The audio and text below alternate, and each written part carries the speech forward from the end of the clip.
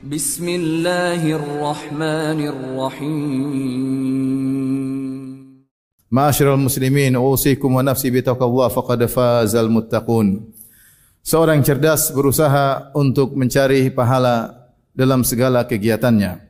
Dan di antara sarana yang bisa mendatangkan pahala yang sangat banyak adalah sarana berkeluarga. Jangan kita terlalu sibuk mencari pahala di luar sana, sementara ladang pahala di rumah sendiri kita lupakan. Sungguhnya di antara ibadah yang agung adalah ibadah berkeluarga. Oleh karenanya Nabi SAW bersabda, "Man tazawwaja faqad istakmala nisfa dinihi, falyajtahid fi nisfil baqi." Siapa yang telah menikah maka telah sempurnalah setengah agamanya. Tinggal dia berusaha pada setengahnya yang lain. Kemudian juga ketika ada seorang lelaki datang kepada Nabi SAW dan dia ingin tidak menikah supaya bisa banyak beribadah, supaya bisa banyak puasa, supaya bisa banyak salat malam, supaya bisa banyak baca Al-Quran, karena dia tahu kalau menikah akan mengurangi ibadahnya. Maka dia berkata, "Wa ana a'tazilun nisa," aku akan meninggalkan para wanita. Maka Nabi pun marah. Nabi SAW bersabda, "Fa inni atqakum li rabbi wa akhsyakum." Sungguhnya aku yang paling bertakwa di antara kalian kepada Allah dan yang paling takut kepada Allah. "Walakinni atazawwajun nisa," akan tapi aku menikahi para wanita. "Faman raghiba an sunnati falaysa minni." Siapa yang benci kepada sunnahku maka dia bukan dariku. Sehingga para ulama menyatakan jika ada seorang menikah lantas ibadahnya berkurang, ibadah puasanya, ibadah salat malamnya, ibadah baca Al-Qur'annya berkurang, maka dia masih lebih baik daripada seorang bujangan yang tidak menikah meskipun ibadahnya banyak. Kenapa? Menikah itu sendiri adalah suatu ibadah yang agung. Oleh karenanya Nabi Musa alaihissalam rela untuk bekerja menjadi tukang kebun dan penggembala kambing selama 8 tahun atau 10 tahun untuk membayar mahar istrinya. Sebagaimana Allah abadikan perkataan calon mertuanya dalam surat Al-Qasas, "Inni uridu an unkihaka ihda ibnatayya hataini ala an ta'jurani thamaniya hijaj fa in atmamta 'ashran famin 'indik." Wahai Musa, aku ingin menikahkan engkau dengan salah seorang putriku dengan syarat kau bekerja kepadaku selama 8 tahun atau 10 tahun. Dan Nabi Musa pun menikahi wanita tersebut. Lantas beliau bekerja untuk membayar maharnya. Kenapa? Karena di balik pernikahan banyak ibadah yang bisa dilakukan. Oleh karenanya, ma'asyiral muslimin, kita sebagai para suami atau para laki hendaknya kita berusaha mengoptimalkan kondisi kita sebagai kepala keluarga di rumah untuk meraih pahala sebanyak-banyaknya. Ada beberapa cara agar kita bisa meraih pahala yang besar dalam kehidupan berkeluarga. Yang pertama, kalau kita mencari nafkah untuk anak-anak, untuk keluarga, niatkan karena Allah. Niatkan karena Allah. Kita keluar dari rumah, kita niatkan untuk mencari nafkah yang halal, bukan nafkah yang syubhat, apalagi nafkah yang haram. Pastikan yang kita berikan kepada anak istri kita adalah yang halal. Ketika para sahabat melihat ada seorang lelaki yang semangat dan gesit, min jaladihi wa nasyatihi, orangnya gesit dan kuat, maka mereka berkata kepada Nabi, "Ya Rasulullah, lau ja'ala hadza fi sabilillah." Seandainya orang ini menjadikan kekuatannya dan kegesitannya dalam berjuang, berjihad di jalan Allah. Maka Nabi SAW berkata, "In kana kharaja yas'a ala waladihi sigharan fahuwa fi sabilillah." Orang ini kalau keluar mencari nafkah, mencari rezeki untuk menafkahi anak-anaknya yang masih kecil, sungguhnya dia sedang fi sabilillah.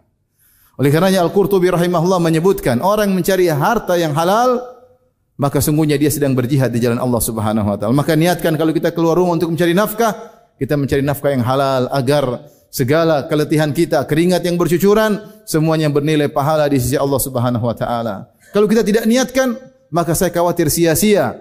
Kalaupun ada pahalanya maka sedikit, tidak sebagaimana seorang yang keluar dan niatkan untuk berjuang di jalan Allah Subhanahu wa taala. Di antara yang kedua yang bisa membuat pahala kita banyak adalah ketika setiap kita berinfak, membelanjakan keperluan rumah tangga kita, kita niatkan karena Allah Subhanahu wa taala. Nabi SAW bersabda, "Lasta tunfiqu nafaqatan tabtaghi biha wajhallah illa ujirta 'alaiha hatta luqmatal lati taj'alu fi imra'atik." Tidaklah kau sedekahkan apapun, kau niatkan karena mencari wajah Allah. Ini syaratnya.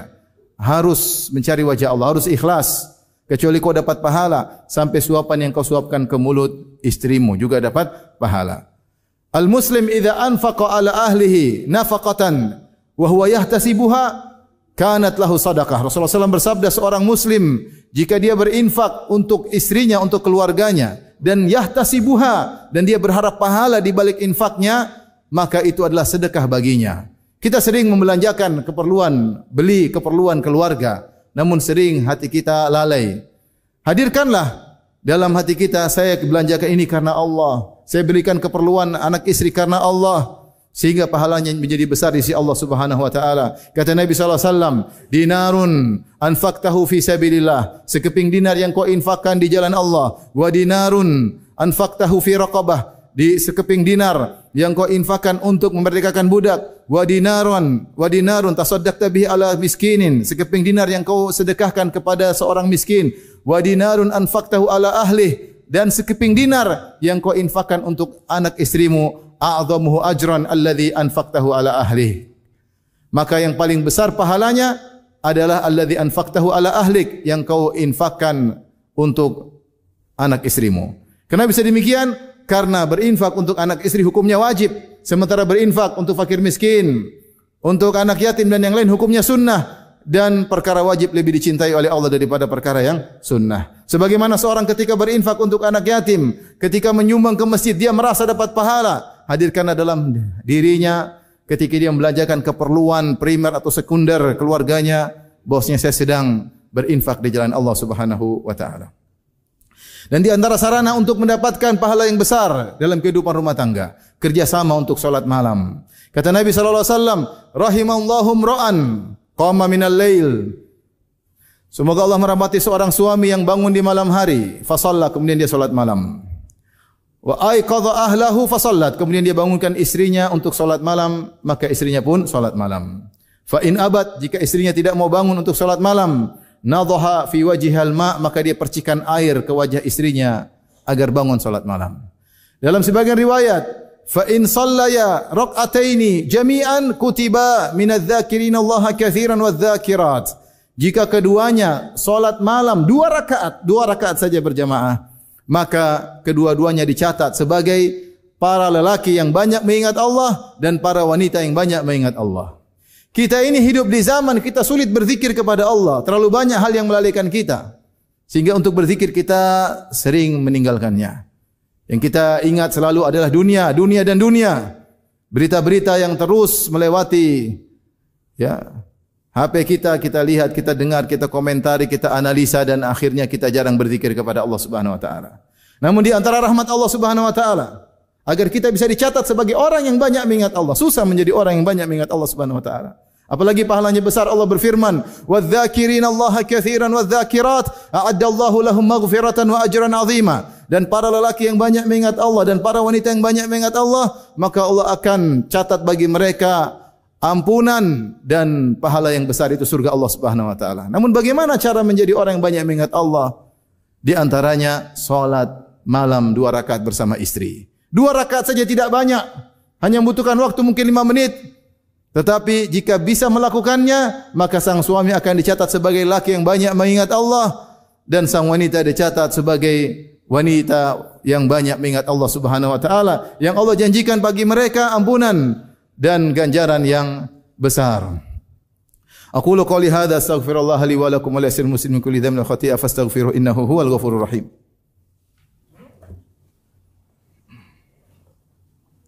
Alhamdulillahi ala ihsani wa syukru lahu ala taufiqihi wa amtinani wa asyhadu an la ilaha illallah wahdahu la syarika lahu ta'ziman li sya'ni wa asyhadu anna Muhammadan abduhu wa rasuluhu ad-da'i ila ridwani. Allahumma salli alaihi wa ala alihi wa sahbihi wa ikhwani.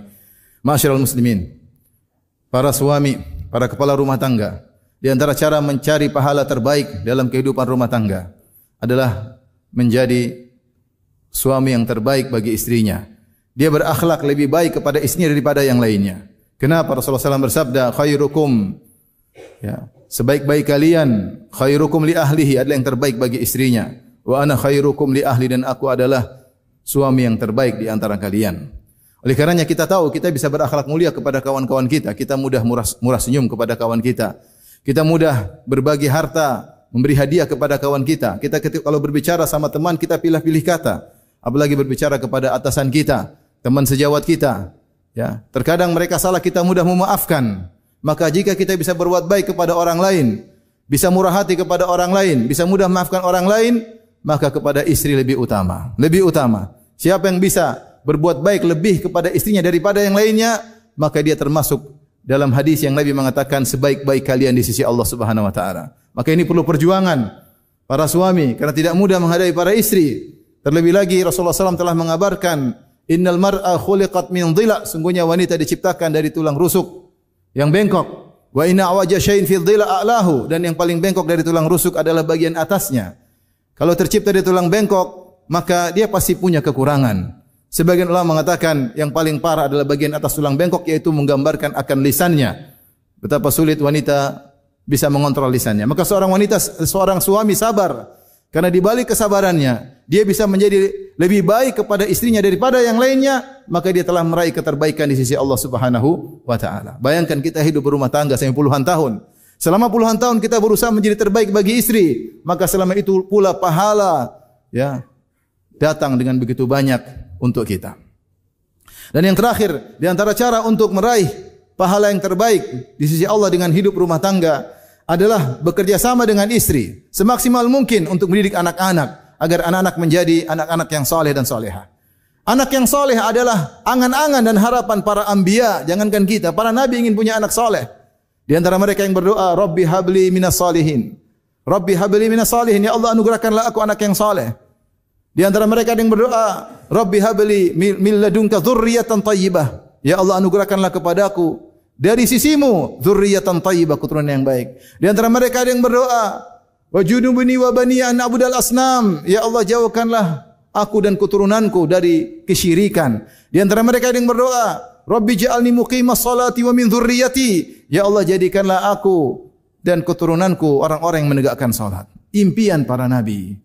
Kenapa? Karena mereka tahu anak yang soleh adalah aset terbaik bagi seorang. Maka seorang berjuang untuk memiliki anak yang soleh. Jika seorang dianugerahi anak soleh, maka dia mendapatkan paling tidak 3 keuntungan. Keuntungan pertama, anak soleh tersebut akan senantiasa mendoakannya. Subhanallah. Percuma kita punya anak yang sukses dalam dunia, bergelar profesor, doktor, tapi tidak soleh. Jangankan mendoakan kita, doakan dirinya sendiri dia tidak sempat. Apalagi mendoakan orang tuanya. Tapi sendiri kita punya anak, taruhlah dia tidak berhasil dalam urusan dunia. Taruhlah dia bodoh secara akal, tetapi ternyata dia soleh. Maka dia yang setia mendoakan kita, terutama ketika kita sudah di alam kubur. Siapa yang setia mendoakan kita kalau bukan anak-anak kita?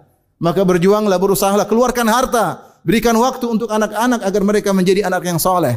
Solat malamlah, menangislah kepada Allah agar menjadikan anak kita anak-anak yang soleh. Karena itu aset yang terbaik bagi kita.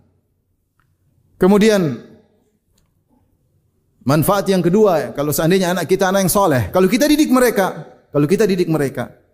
dan ternyata mereka dapat hidayah gara-gara sebab kita yang masukkan ke pondok, kita yang panggil guru ngaji, kita yang ngajak ikut pengajian, kita yang talqin Al-Fatihah, kemudian mereka menjadi anak soleh, maka seluruh amal soleh yang mereka lakukan, pahalanya juga mengalir kepada kita. Seluruh amal soleh yang mereka lakukan, pahalanya mengalir kepada kita. Karena Rasulullah SAW bersabda, man dalla ala khairin falahu mithlu ajri fa'ilihi. Siapa yang menunjukkan pada kebaikan, bagi dia pahala orang yang mengerjakannya. Jika kita menjadi sebab anak-anak menjadi soleh dan soleha, seluruh amal soleh mereka baca Quran, mereka puasa, mereka solat, mereka berdoa, mereka bersedekah, kita dulu yang ngajarin. Semuanya pahalanya mengalir juga pada kita, maka ini aset terbesar bagi kita. Yang terakhir, kalau seandainya di akhirat kelak ternyata anak-anak derajatnya lebih tinggi daripada kita, maka bisa jadi Allah mengabulkan mereka untuk beri syafaat agar derajat kita dinaikkan bersama dengan anak-anak kita. Ini keuntungan yang sangat luar biasa. Oleh karenanya aset terbesar dan pahala yang paling banyak bisa kita dapatkan di antaranya dengan berjuang mendidik anak-anak agar menjadi anak-anak yang soleh dan Bismillahirrahmanirrahim.